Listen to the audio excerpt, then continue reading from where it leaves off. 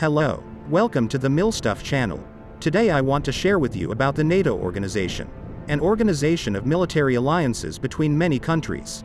After World War II in 1945, Western Europe was economically exhausted and militarily weak. The Western Allies had rapidly and drastically reduced their armies at the end of the war, and newly powerful communist parties had arisen in France and Italy. By contrast, the Soviet Union had emerged from the war with its armies dominating all the states of Central and Eastern Europe, and by 1948 communists under Moscow's sponsorship had consolidated their control of the governments of those countries and suppressed all non-communist political activity. What became known as the Iron Curtain, a term popularized by Winston Churchill, had descended over Central and Eastern Europe. Further, wartime cooperation between the Western Allies and the Soviets had completely broken down. Each side was organizing its own sector of occupied Germany, so that two German states would emerge, a democratic one in the west and a communist one in the east. In 1948, the United States launched the Marshall Plan, which infused massive amounts of economic aid to the countries of Western and Southern Europe on the condition that they cooperate with each other and engage in joint planning to hasten their mutual recovery. As for military recovery, under the Brussels Treaty of 1948, the United Kingdom, France, and the Low Countries, Belgium, the Netherlands, and Luxembourg, concluded a collective defense agreement called the Western European Union. It was soon recognized, however, that a more formidable alliance would be required to provide an adequate military counterweight to the Soviets. By this time Britain, Canada, and the United States had already engaged in secret exploratory talks on security arrangements that would serve as an alternative to the United Nations, UN, which was becoming paralyzed by the rapidly emerging Cold War. In March 1948, following a virtual communist coup d'état in Czechoslovakia in February, the three governments began discussions on a multilateral collective defense scheme that would enhance Western security and promote democratic values. These discussions were eventually joined by France, the Low Countries, and Norway, and in April 1949 resulted in the North Atlantic Treaty. From its founding, NATO's primary purpose was to unify and strengthen the Western Allies' military response to a possible invasion of Western Europe by the Soviet Union and its Warsaw Pact allies. In the early 1950s, NATO relied partly on the threat of massive nuclear retaliation from the United States to counter the Warsaw Pact's much larger ground forces. Beginning in 1957, this policy was supplemented by the deployment of American nuclear weapons in Western European bases. NATO later adopted a flexible response strategy, which the United States interpreted to mean that a war in Europe did not have to escalate to an all-out nuclear exchange. Under this strategy, many Allied forces were equipped with American battlefield and theater nuclear weapons under a dual control, or dual key, system, which allowed both the country hosting the weapons and the United States to veto their use. Britain retained control of its strategic nuclear arsenal but brought it within NATO's planning structures. France's nuclear forces remained completely autonomous. A conventional and nuclear stalemate between the two sides continued through the construction of the Berlin Wall in the early 1960s, détente in the 1970s, and the resurgence of Cold War tensions in the 1980s after the Soviet Union's invasion of Afghanistan in 1979 and the election of U.S. Pres. Ronald Reagan in 1980. After 1985, however, far-reaching economic and political reforms introduced by Soviet leader Mikhail Gorbachev fundamentally altered the status quo. In July 1989, Gorbachev announced that Moscow would no longer prop up communist governments in Central and Eastern Europe and thereby signaled his tacit acceptance of their replacement by freely elected, and non-communist, administrations.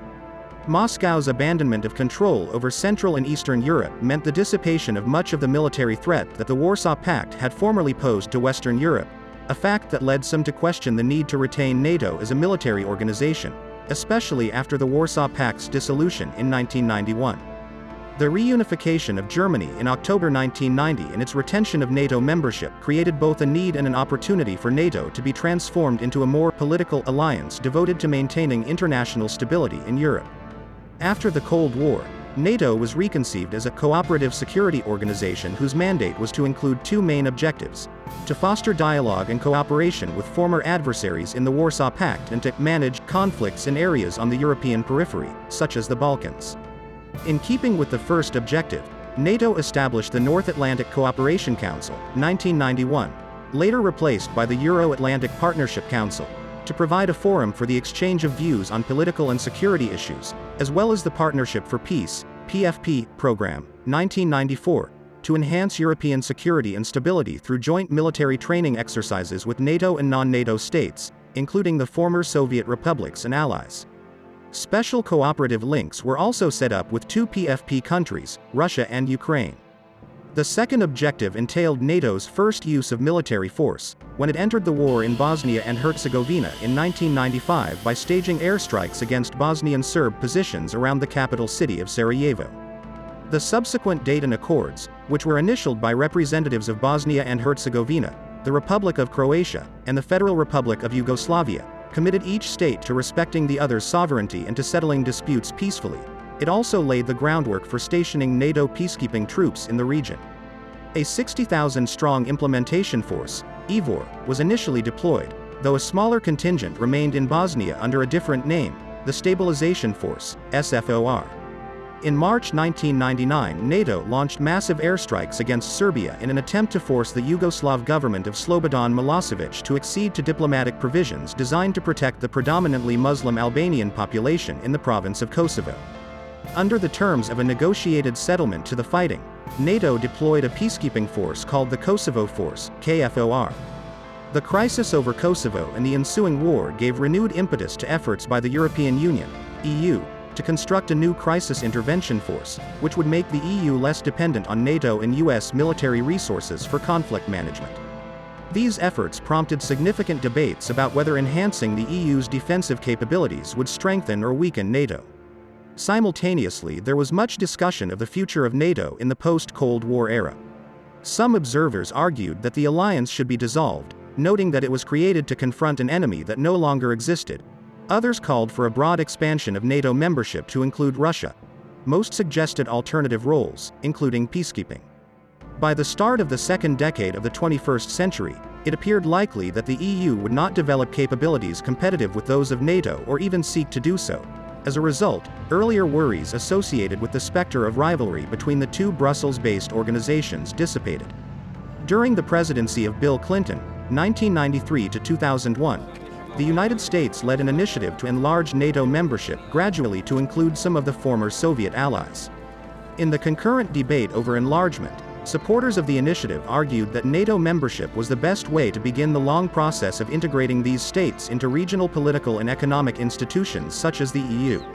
Some also feared future Russian aggression and suggested that NATO membership would guarantee freedom and security for the newly democratic regimes. Opponents pointed to the enormous cost of modernizing the military forces of new members. They also argued that enlargement, which Russia would regard as a provocation, would hinder democracy in that country and enhance the influence of hardliners. Despite these disagreements, the Czech Republic, Hungary, and Poland joined NATO in 1999. Bulgaria, Estonia, Latvia, Lithuania, Romania, Slovakia, and Slovenia were admitted in 2004, and Albania and Croatia acceded to the alliance in 2009. Meanwhile, by the beginning of the 21st century, Russia and NATO had formed a strategic relationship. No longer considered NATO's chief enemy, Russia cemented a new cooperative bond with NATO in 2001 to address such common concerns as international terrorism, nuclear nonproliferation, and arms control. This bond subsequently frayed, however, due to regional aggression by Russian President Vladimir Putin. After Russia invaded Georgia in 2008, NATO strengthened ties with the latter country and established the NATO-Georgia Commission to help Georgia achieve its goal of membership in NATO. In 2014, pro-Russian Ukrainian President Viktor Yanukovych fled Ukraine after months of popular protests, and Russia responded by invading the Ukrainian Autonomous Republic of Crimea. Russia illegally annexed Crimea and fomented uprisings in Ukraine's Donbass region in an effort to reassert control over its neighbor. Ukraine checked the Russian-backed campaign in the Donbass, and NATO reaffirmed its support for Ukraine's democratically elected government and its internationally recognized borders. Events following the September 11 attacks in 2001 led to the forging of a new dynamic within the alliance, one that increasingly favored the military engagement of members outside Europe, initially with a mission against Taliban forces in Afghanistan beginning in the summer of 2003 and subsequently with air operations against the regime of Muammar al-Gaddafi in Libya in early 2011. As a result of the increased tempo of military operations undertaken by the alliance, the long-standing issue of burden sharing was revived, with some officials warning that failure to share the costs of NATO operations more equitably would lead to unraveling of the alliance. At the time, however, most observers regarded that scenario as unlikely. Later, the burden-sharing issue was raised once more by US President Donald Trump, who repeatedly criticized other NATO members for failing to devote a sufficient portion of their budgets to defense spending. Trump questioned the relevance of NATO and discussed withdrawing the United States from the alliance. Even the suggestion of such an action was seen as a boon to Putin. Trump's national security team moved to reassure allies that the US remained committed to NATO, however, and, by the end of Trump's term in 2021, the US troop presence in Europe was almost entirely unchanged. By the end of that year, Russia had begun a massive military buildup along the Ukrainian frontier under the guise of joint maneuvers with the Belarusian army. In February 2022, there were as many as 190,000 Russian troops along the Russo-Ukrainian border, in Belarus, in Russian-occupied Crimea, and in the Russian-backed separatist enclave of Transnistria in Moldova. On February 24, Putin announced the beginning of a special military operation, and launched a full-scale invasion of Ukraine. Although the Russians made some early gains, their advances soon stalled against a spirited Ukrainian defense. Ukrainian President Volodymyr Zelensky appealed to Western countries for military aid, and individual NATO members began a massive transfer of hardware to bolster the Ukrainian arsenal. The administration of US President Joe Biden took a leading role in marshalling the response to the greatest threat to European security since World War II. The speed and unity of NATO's reaction to Russian aggression in Ukraine dramatically dispelled any doubts about the continued relevance of the alliance. Sweden and Finland, two countries with a long history of neutrality, announced their intention to join NATO in the wake of the Russian invasion, and the US deployed additional military assets to Poland and the Baltic states. In June 2022, at the first annual NATO summit since the invasion, NATO Secretary-General Jens Stoltenberg announced the biggest overhaul of our collective deterrence and defense since the Cold War. In addition to formally inviting Sweden and Finland to join the alliance, Stoltenberg declared that NATO's Rapid Reaction Force, a collection of air, sea, and land units maintained at a state of high readiness, would increase from 40,000 troops to more than 300,000.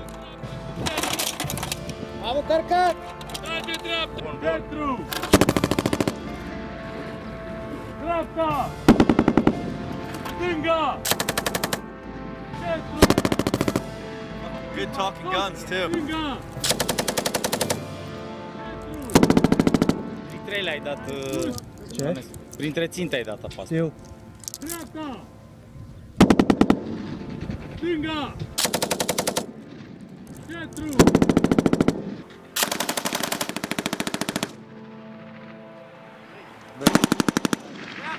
Dă-i!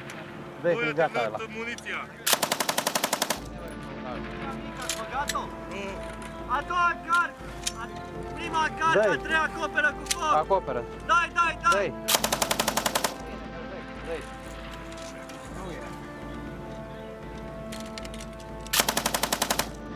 Unu! Dreapta, trage! Stânga, trage! Have to fire the next one out. Stânga, trage! There you go.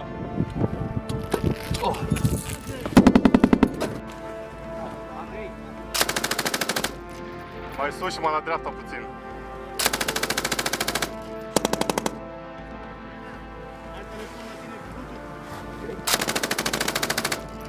Dreapta jos. Dreapta trage, Mai sus un pic, mai sus. Centru trage!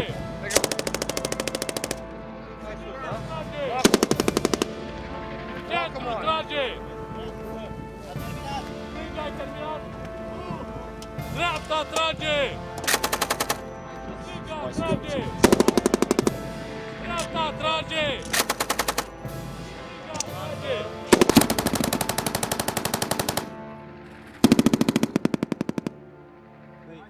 Dă-i!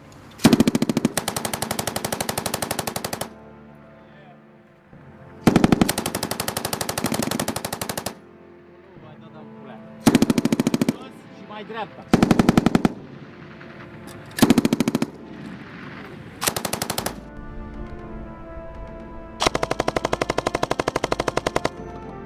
Mai stânga. Te-ai dus din ce în ce către dreapta. Dă-i mai stânga așa.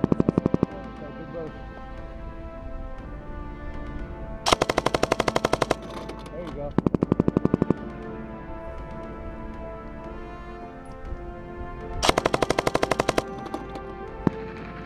Centru, trage! Stânga, trage!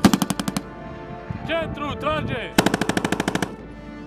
Stânga, trage! Dreapta, trage!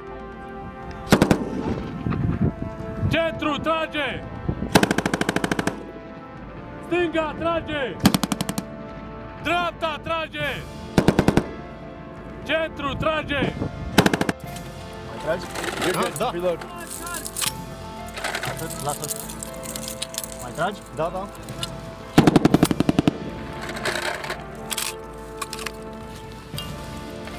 Ia mută-te cu tirul, vină mai tare. Bordează țintele astea de aici. Uite, și n-a venit mă tătăruș aici. De ce? Băi, sunteți nebun, mă enervați. Trebuia să vină tătăruș aici și era 3 deja. Da? Gata. Vreau să mă cer cu ăsta, că de ce nu sunt 3 aici? Asigur. Mai jos. Direcția e bună, dar mai jos.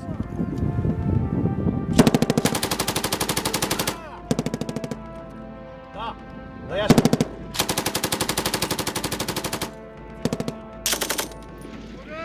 Wonk? That's good.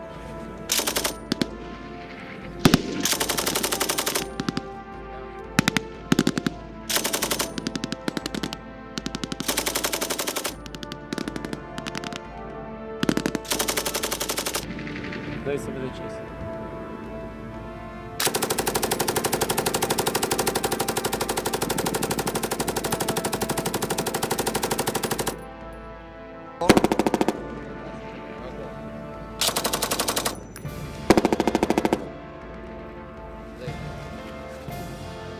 Acoperiți-o pe aceea, că Direct în aia, spate.